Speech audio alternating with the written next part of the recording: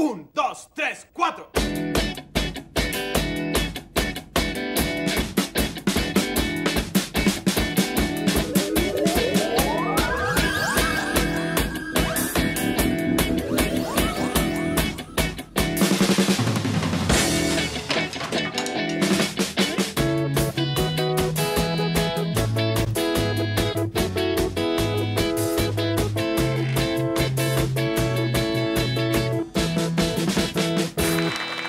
Jó napot! Üdvözlöm Önöket az Oktató TV legújabb adásában. Ma megmutatom, hogyan készülnek az álmok. Az emberek azt hiszik, ez egyszerű és könnyű folyamat, de ez ennél kissé bonyolultabb.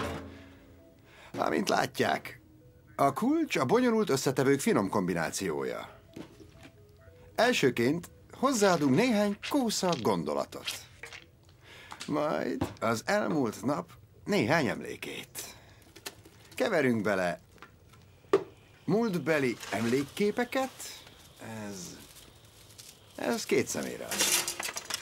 Szerelmet, barátságot, párkapcsolatot és hasonlókat.